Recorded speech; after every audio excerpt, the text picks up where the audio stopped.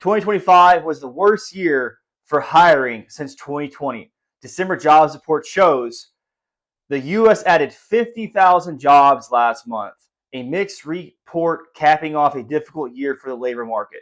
Here's the article right here so you guys can see it. And look, guys, this is really, this is just unprecedented. Like the fact that the economy is supposed to be doing so well, and yet we're shedding jobs left and right. Like, how are we shedding jobs left and right when the economy, the stock market is an all-time high? That's conflicting data. That's not supposed to happen, guys. You know? And yet we see articles like this. 2025 saw the largest amount of job losses since 2020. I mean, it's crazy. And we're supposed to think our economy is doing good. Well, guess what, guys? It's not. If you have been living in a box, if you've been completely ignoring the news media, if you've been completely ignoring all the signs, the economy's not doing good, guys. And to further on that, that's why I think all of these wars are starting to happen. Because the government is trying to distract you and distract me from what's really happening. So, if I'm being honest with you guys, it all starts to make sense now. Why we're starting to invade countries? Why all this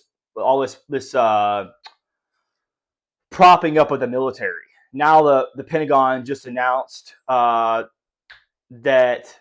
they're going to go from $1 trillion to $1.5 trillion in defense spending. That's no country spends that. You know what I mean? No country spends that. And yet we are. And, you guys obviously know, as I told you guys on the channel before, like people, like countries, nations that go to war end up going to war because of economic downturn or because of resource consolidation, right? So an empire, when it starts to, experience chaos or starts to experience a decline from within, will start to prop up the military, go into expansion mode to consolidate resources, to restabilize everything. That's what I think is happening right now. Right? See, the empire, the U.S. empire, has to get immigrants, has to continue to devalue the currency because we just print the currency. The U.S. empire must go into expansion mode if it's going to survive. Because it's going to have to, one, deter China, two, deter Russia, and then three, we have to consolidate. We have a lot of key players in our own hemisphere, right? And imagine what the U.S. GDP would be if we could add more additional states to the empire, to the republic, right? Imagine if we could, if we took over Canada, we would just pretty much just consolidate all of their GDP, right?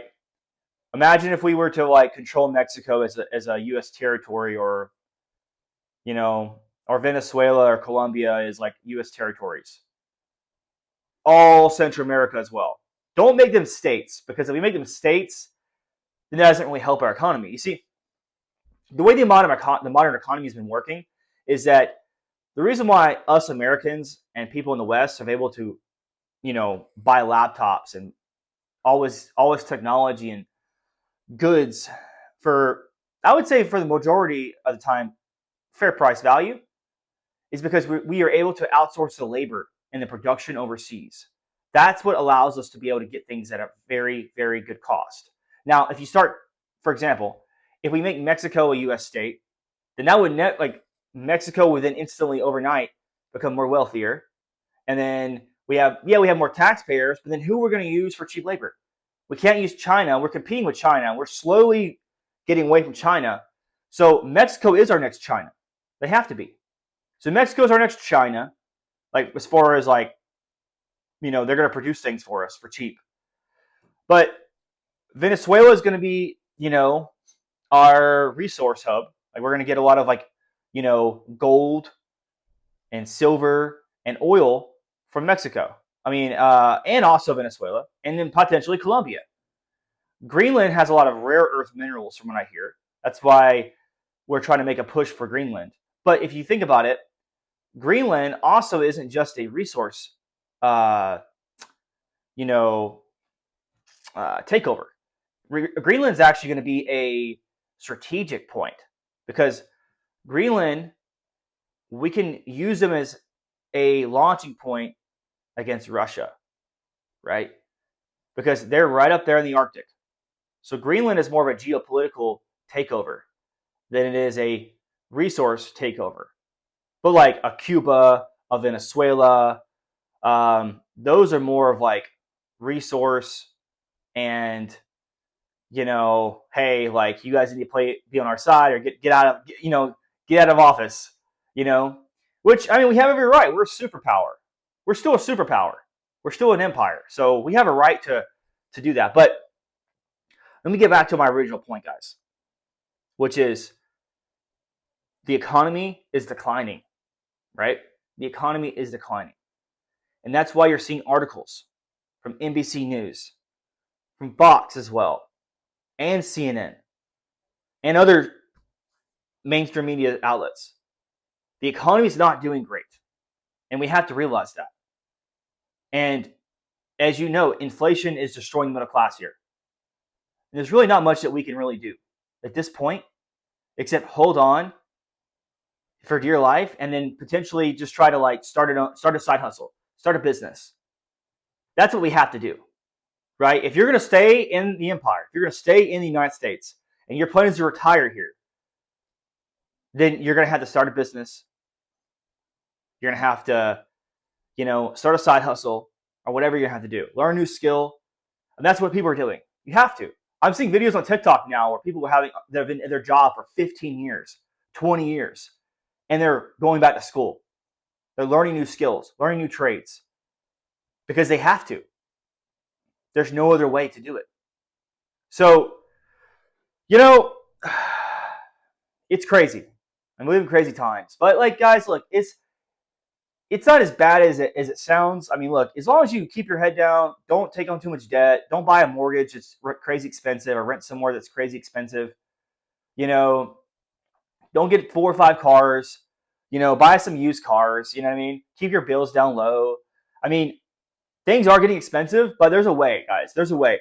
Just live below your means. Live below your means and don't spend a lot of money. Instead of going out to eat every night, eat at the house. You know what I mean? Instead of buying that new car, buy a used car.